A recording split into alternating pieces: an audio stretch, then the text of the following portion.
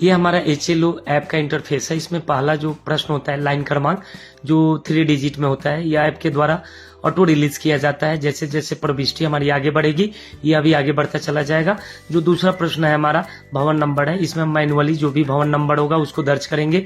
तीसरा जो होता है जनगणना मकान नंबर होता है, इसमें हम अपना जनगणना मकान संख्या जो है दर्ज करेंगे। इसके बाद सेल्फ इन्यूमरेशन ID जो ऐप से पूछा जाएगा कि इस परिवार ने सेल्फ इन्यूमरेशन किया है या नहीं किया है तो हाँ बटन, नहीं किया है तो नहीं। हमारा इस परिवार ने नहीं किया इसलिए हमने नहीं बटन यूज किया। उसके बाद हमारा अगला सवाल खुल जाएगा। चौथा सवाल हमारे स्क्रीन पे दिखाई दे रहा है। इसमें जो पूछा जा रहा है हमसे जनगणना मकान के फर्श में प्रयुक्त प्रमुख सामग्री, तो ये जो हमारा जनगणना मकान है इसके फर्श में प्रयुक्त सामग्री सीमेंट है, यानी सीमेंटेड फर्श है, इसलिए हमने कोड संख्या 5 का चयन किया। और आगे हम बढ़े। अगला जो हमसे प्रश्न पूछा जा रहा है वो दीवार में प्रयुक्त प्रमुख सामग्री के बारे में पूछा जा रहा है। तो हमारा ये जनगणना मकान है, इसके दीवार में कंक्रीट यूज किया गया है, इसलिए हमने कोड संख्या 9 यानी कंक्रीट का जो है चुनाव कर लिया। इसके बाद जो हमारा अगला प्रश्न होता है वो होता है जनगणना मकान की छत में प्रयुक्त प्रमुख सामग्री, यानी जो हम जनगणना मकान का कार्य कर रहे हैं इसमें किस छत में कौन सी सामग्री का इस्तेमाल किया गया है। तो इसके छत में कंक्रीट का इस्तेमाल किया गया, इसलिए हमने कोड संख्या 9 का चयन कर लिया। अगला प्रश्न जो है मकान के उपयोग का पता लगाए, यानी हमारा मकान जो है उसका क्या उपयोग है। यह एक आवासीय मकान है, इसमें कोई और जो है कार्यक्रम संचालित नहीं किए जाते, इसलिए हमने कोड संख्या 1 का चयन कर लिया। देखिए दोस्तों, अगर 1, 2 का चयन करेंगे वो आवासीय होता है, 3 से 9 जो होता है गैर आवासीय होता है। कोड संख्या प्रश्न संख्या 8 जनगणना मकान की स्थिति अच्छी है तो 1, रहने योग्य है तो 2, जीर्ण है तो 3। तो हमारा ये जनगणना मकान है, इसकी स्थिति जो है काफी अच्छी है, इसलिए हमने जो है कोड संख्या 1 का चुनाव किया। यहाँ आप देख पा रहे होंगे 9 नंबर परिवार क्रमांक, यानी यहाँ हमारे ऐप ने ऑटो रिलीज कर दिया, हमने कुछ नहीं किया। हमारे HLB के पहले भवन का पहले जनगणना मकान का पहला परिवार है, इसलिए यहाँ 001 रिलीज कर दिया गया। अगला सवाल है इस परिवार में सामान्यतः रहने वाले व्यक्तियों की कुल संख्या। यहाँ परिवार के मुखिया से पूछ लेंगे कि आपके परिवार में कितने जो व्यक्ति हैं निवास करते हैं, और उसकी जो कुल संख्या जोड़ करके आप यहाँ मैनुअली टाइप करके दर्ज कर देंगे। इसके बाद जो हमारा अगला प्रश्न होता है परिवार के मुखिया का नाम, यानी मुखिया का जो भी नाम है उसको हम यहाँ मैनुअली टाइप करके दर्ज कर लेंगे। यहाँ एक बात ध्यान आप लोग रखेंगे कि जो हम नाम दर्ज करेंगे वो हिंदी भाषा में ही होना चाहिए, इंग्लिश में हम लोग नाम जो है दर्ज नहीं करेंगे, क्योंकि बिहार के लिए जिस भाषा का चयन किया गया है वो हमारा हिंदी है, इसलिए हम लोग अंग्रेजी भाषा का इस्तेमाल करने से बचेंगे और हम यहाँ मुखिया का जो नाम है वो हिंदी भाषा में ही चयन करेंगे। इसके बाद हम जो है जैसे मुखिया का नाम दर्ज कर लेंगे हम आगे बढ़ेंगे। अगर उसके बाद अगला बटन जो हमारा होता है वो हम प्रेस करेंगे। जैसे हम अगला बटन प्रेस करेंगे हमारा जो अगला प्रश्न होगा वह होता है मुखिया के लिंग से जुड़ा हुआ, यानी मुखिया का लिंग क्या है, पुरुष है, स्त्री है या ट्रांसजेंडर है। तो हमारा यह मुखिया पुरुष है, इसलिए हमने कोड संख्या 1 का इस्तेमाल किया। अगला प्रश्न जो है उसके कैटेगरी को लेकर है, SC है, ST है या अन्य है, तो हमारा यह अन्य है, इसलिए हमने 3 का चुनाव किया। इसके बाद इस मकान के स्वामित्व की स्थिति पूछा जा रहा है, यानी यह खुद का उसका अपना है या वो किराए के मकान में निवास कर रहा है या किसी अन्य माध्यम में निवास कर रहा है। तो हमारा ये खुद का निवास है, इसलिए हमने कोड संख्या 1 का चयन किया। इसके बाद 15 नंबर जो सवाल है रहने के लिए उपलब्ध कमरों की संख्या। दोस्तों यहाँ आप लोग ध्यान देंगे, इसमें रसोई घर, स्नानगृह, शौचालय और स्टोर रूम और बरामदा या गलियारा जो होता है उसको हम लोग रहने के लिए उपलब्ध कमरों में नहीं गिनेंगे। हम जो उपलब्ध रहने के लिए कमरों की संख्या में दर्ज करेंगे उसमें हमारा शयन कक्ष होगा, डाइनिंग होगा, ड्राइंग रूम होगा, अध्ययन कक्ष होगा, नौकर का कमरा होगा, इन सब चीजों को हम इसमें ऐड कर लेंगे। अगला जो हमारा प्रश्न होता है वह होता है इस परिवार में रहने वाले विवाहित दंपतियों की संख्या, यानी इस परिवार में कुल कितने दंपति वर्तमान समय में निवास कर रहे हैं। देखिए दोस्तों, जो दंपति की संख्या होगी उसको हम लोग मैन्युअली टाइप करके यहाँ दर्ज कर लेंगे। लेकिन यहाँ एक बात ध्यान रखेंगे, दंपति का मतलब होता है एक जोड़ा, यानी एक मेल और एक फीमेल। इसमें जो है हम लोग क्या करेंगे, अगर विधवा भी दूर होगा तो उसको हम लोग दंपति नहीं मानेंगे, यानी जो अभी जोड़ा है उसको हम लोग दंपति यहाँ मानते हुए आगे एंट्री करेंगे। 17 जो सवाल होगा 17 नंबर पेयजल का मुख्य स्रोत, यानी यह परिवार जो है पेयजल के रूप में किस स्रोत का इस्तेमाल कर रहा है। तो हमारा जो परिवार है पेयजल के रूप में हैंड पंप का इस्तेमाल कर रहा है, इसलिए यहाँ हम कोड संख्या 4 का चयन किए। इसके बाद जो अगला प्रश्न है पेयजल स्रोत की उपलब्धता, यानी जो पेयजल यूज कर रहा है उसकी उपलब्धता जो कहाँ है, परिसर के अंदर है, परिसर के निकट है या दूर है। तो यह हमारा अंदर है, इसलिए हमने कोड संख्या 1 का चयन किया। अगला प्रश्न प्रकाश का मुख्य स्रोत, यानी देखिए एक से अधिक भी मुख्य स्रोत हो सकता है, लेकिन इसमें से जो ज्यादा यूज कर रहा है उसको हम मानेंगे, यानी इस परिवार ने ज्यादा बिजली का इस्तेमाल कर रहा है, इसलिए हम कोड संख्या 1 को माने। शौचालय की सुलभता, अगर इस परिवार के पास है तो कोड संख्या 1 से 3 का इस्तेमाल करेंगे, नहीं है तो कोड संख्या 4। तो हमारे इस परिवार के पास उपलब्धता है, इसलिए हम कोड संख्या 1 का चयन कर लिए। और यह कैसा है, केवल परिवार अपना ही यूज करता है, कोई और व्यक्ति या परिवार इसमें यूज नहीं करता है। अगला प्रश्न जो है शौचालय के प्रकार से, कि अब शौचालय है तो किस तरीके का शौचालय है। तो इस परिवार के पास सेप्टिक टैंक है, सेप्टिक टैंक वाला शौचालय, इसलिए हमने कोड संख्या 2 का चयन किया। अगला जो प्रश्न है 22 नंबर, गंदे पानी की निकासी किससे जुड़ी हुई है। अगर इसके पास नाली से ड्रेनेज सिस्टम है, ढकी नाली से है तो कोड संख्या 1, खुली नाली से है तो 2, और किसी भी नाली से नहीं है तो कोड संख्या 3 का चयन करेंगे।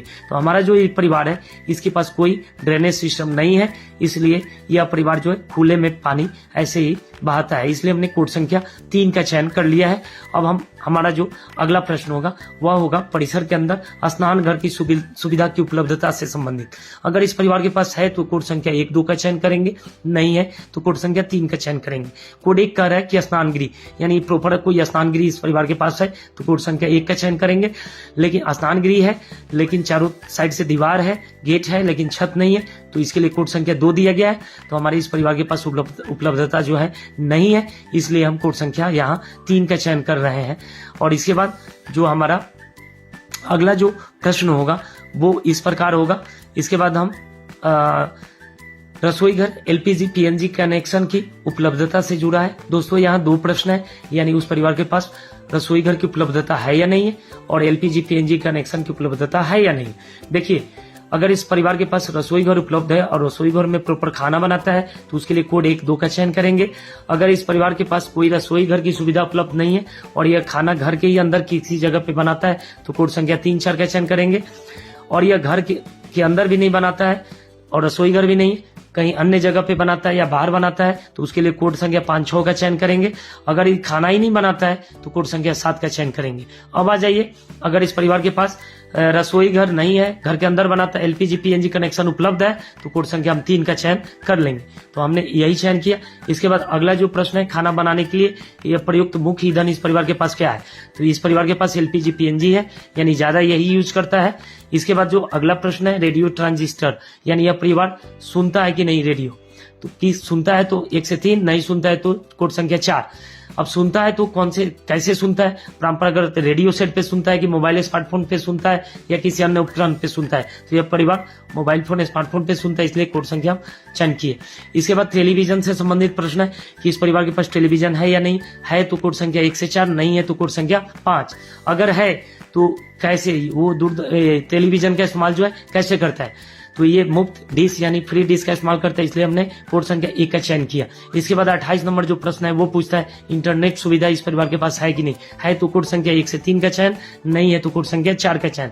तो इस परिवार के पास इंटरनेट सुविधा है, मोबाइल स्मार्टफोन में यूज करता है। अगला सवाल जो है लैपटॉप कंप्यूटर से जुड़ा है तो 1, नहीं है तो 2। इस परिवार के पास उपलब्धता नहीं है, इसलिए हमने 2 चयन कर लिया। अगला जो प्रश्न होता है हमारा टेलीफोन और मोबाइल फोन स्मार्टफोन से जुड़ा होता है। अगर है तो कोड संख्या 1 से 4 तक का चयन करेंगे, नहीं है तो कोड संख्या 5 का चयन करेंगे। अब देखिए सिर्फ इस परिवार के पास स्मार्टफोन है, बाकी कोई और साधन नहीं है, तो इसलिए हमने कोड संख्या 2 का चयन कर लिया।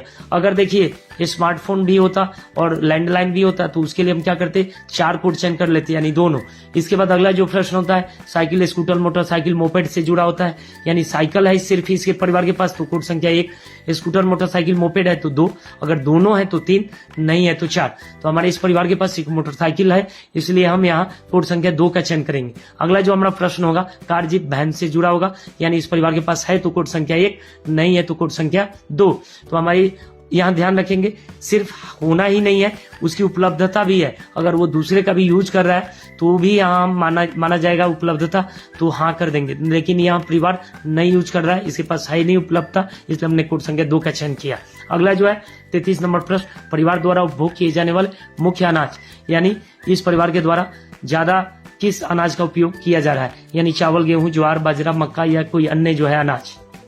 दोस्तों यहाँ हम उस परिवार के मुखिया से बातचीत करेंगे कि आप, क्योंकि यहाँ एक से अनेक कई जो है अनाज का उपयोग किया जा रहा होगा उस परिवार के द्वारा, तो यहाँ हम ये क्लियर हो लेंगे कि ज्यादा जो है मात्रा में किस अनाज का उपयोग किया जा रहा है उस परिवार के द्वारा।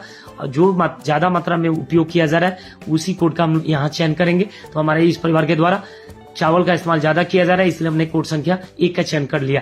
अब अगला यानी 34 नंबर प्रश्न, अंतिम प्रश्न जो हमारा होता है मोबाइल नंबर से जुड़ा होता है, यानी इस परिवार का या मुखिया का या किसी अन्य सदस्य का परिवार का ही एक सक्रिय जो मोबाइल नंबर है जो चालू अवस्था में है वो यहाँ दर्ज करेंगे और फिर हम क्या करेंगे, आगे सबमिट करेंगे।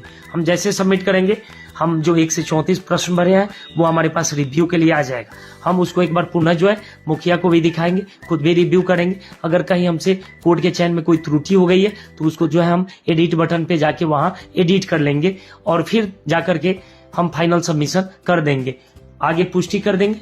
तो इस तरीके से आप देख पा रहे हैं स्क्रीन पे अब जो है रिव्यू के लिए जो 1 से 34 प्रश्न हम फिलअप किए हुए हैं वो सारे यहाँ आ गए। हम अच्छे से रिव्यू कर लेंगे कि कहीं किसी भी प्रश्न के कोड के चयन में हमसे कोई त्रुटि तो नहीं हो गई। अगर सब कुछ ठीक है तो आप पुष्टि करें बटन पे क्लिक करेंगे। जैसे आप क्लिक करेंगे या एक इंटरफेस आएगा कि डेटा सफलतापूर्वक जोड़ा गया, तो इस तरीके से आपको एक अलर्ट आ गया कि आपका जो डेटा था सफल हो गया, उसको ऑलरेडी जो है जोड़ लिया गया। यहाँ आप देख पाएंगे कि वह डाटा आपके सारांश में आ गया है। सारांश को जब आप क्लिक करेंगे देखेंगे तो उसमें यह डाटा जो है आपको दिखाई देगा। देखिए यहाँ जो है एक डाटा पूर्ण कर लिया है, इसलिए ग्रीन में ऊपर दिखाई दे रहा है कि एक डाटा पूर्ण कर लिया गया है। नीचे भी देख पा रहे होंगे लाइन क्रमांक 001। इस तरीके से अब इस डाटा को हम सिंक कर लेंगे आगे।